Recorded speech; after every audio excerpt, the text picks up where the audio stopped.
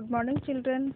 Today we will learn Hindi literature chapter 6 मेरी कहानी मेरी जुबानी।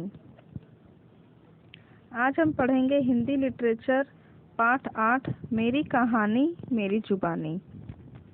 मैं गंगा हूँ। मेरा जन्म हिमालय की गोद में हुआ।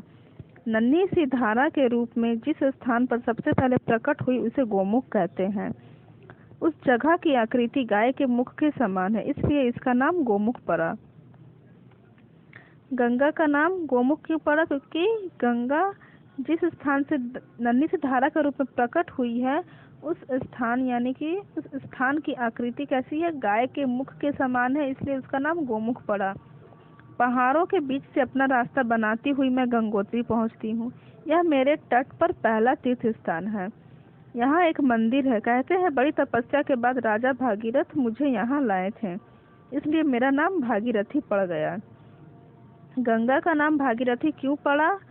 राजा भागीरथ बहुत तपस्या के बाद गंगा को यहाँ लाए थे, इसलिए राजा भागीरथ के नाम पर ही गंगा का नाम भागीरथी पड़ गया।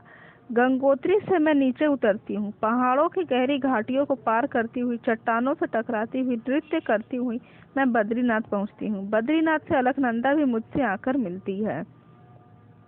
यहीं से मेरा नाम पड़ा गंगा। यहाँ से आगे मैं ऋषिकेश पहुँचती हूँ। यहाँ से मैं पहाड़ों से विदा लेकर मैदानी क्षेत्र में प्रवेश करती हूँ। ऋषिकेश प्राचीन काल से ही ऋषि मुनियों की तपस्या का स्थान रहा है। आज भी यहाँ साधु महात्माओं के अनेक आश्रम हैं। तीर्थ यात्रियों की यहाँ हमेशा भीड़ बनी रहती है। ऋषिकेश साधु महात्माओं का हमेशा से ही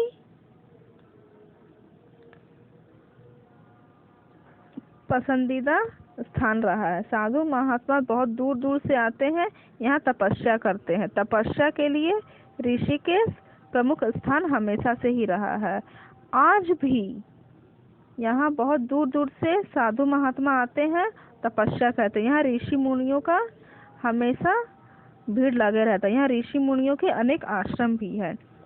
मेरे तट पर अगला तीर्थ है हरिद्वार। हरिद्वार भी साधु महात्माओं के लिए प्रसिद्ध है। उनकी तपस्या, आश्रम, मंदिर, इन सभी के लिए हरिद्वार भी बहुत प्रसिद्ध है।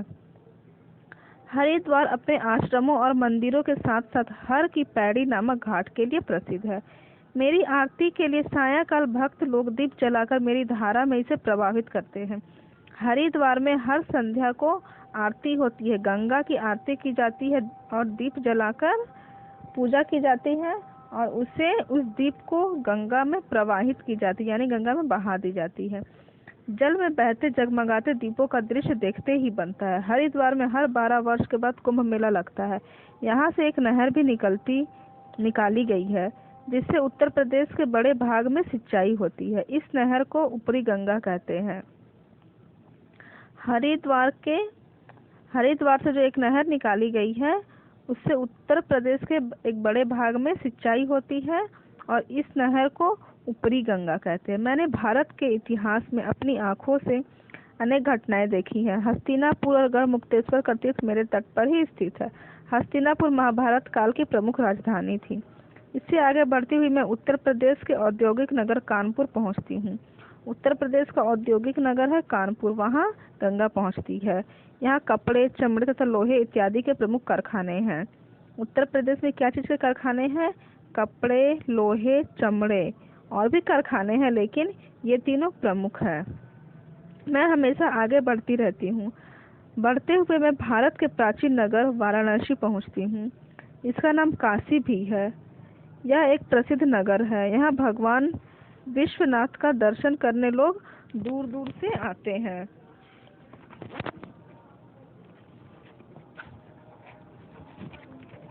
काशी के समीप ही सारनाथ है। सारनाथ का बौद्ध मंदिर बहुत प्रसिद्ध है। यहाँ खुदाई में अशोक स्तूप, बौद्ध विहार के खंडहर एवं बहुत सी मूर्तियाँ आदि मिली है। पुराने जमाने से ही प्रयाग की ख्याति रही है। सम्राट अशोक की लाट और अकबर के बनाए किले से मेरे किनारे इसे बस मेरे किनारे बसे इस नगर की प्राचीनता एवं महत्व का पता चलता है। मेरी इस निरंतर चलती हुई यात्रा का अगला पड़ाव है बिहार की राजधानी पटना। पुराने जमाने में इसे पाटलिपुत्र कहा जाता था। पटना को पुराने जमाने में पाटलिपुत्र कहा जाता था, यानी कि पटना का नाम पाटलिपुत्र था पहले। वहां से मैं अपनी छोटी बड़ी अनेक नदियों का पानी भी अपने साथ ले चलती हूँ। घाघरा, सोन, गंडक और कोसी इसमें प्रमुख है। बिहार से मैं दो धाराओं में बट जाती हूँ। एक धारा बांग्लादेश चली जाती है, वहाँ मेरा नाम पद्मा पड़ गया। दूसरी कोलकाता की ओर चली जाती है, यहाँ मैं हुगली के नाम से जानी जाती हूँ। हम दोनों कुछ ही आगे चलकर बंगाल की खाड़ी में मिल जाती हैं। भारतवासी मुझे पवित्र मानते हैं, वे मुझे गंगा माता कहते हैं। परंतु एक बात मुझे बड़ा दुख है, गोमुख से जिस तरह मैं स्वच्छ होकर प्रसन्न चित्त मुद्रा में निकलती हूँ, काशी पहुँचते पहुँचते मेरा यह स्वच्छ रूप नहीं रह जाता। कारखानों और शहरों का कूड़ा कचरा और गंदा पानी मेरे जल को दूषित कर देता है। गोमुख से गंगा पवित्र होकर निकलती है और काशी पहुँचते पहुँचते गंगा का पानी दूषित हो जाता है, क्योंकि रास्ते में बहुत से कारखाने पड़ते हैं जिनका धुआं, कूड़ा कचरा, गंदा पानी गंगा के जल में मिल जाता है और गंगा बहुत दूषित हो जाती है। मुझे प्रसन्नता है कि अब लोग इस तरफ ध्यान दे रहे हैं। मेरे जल को शुद्ध करने का प्रयास शुरू हो गया है। मैं उस दिन की प्रतीक्षा कर रही हूँ जिस दिन मेरा जल वैसा ही स्वच्छ और निर्मल हो जाएगा जैसा गोमुख और गंगोत्री से निकलते समय रहता है। यही है मेरी कहानी, मेरी जुबानी। गंगा उस समय की प्रतीक्षा कर रही है जब गंगा का जल वैसा ही शुद्ध और स्वच्छ हो जाए जैसा वह गोमुख से निकलते समय रहता है। यही थी गंगा की कहानी। धन्यवाद।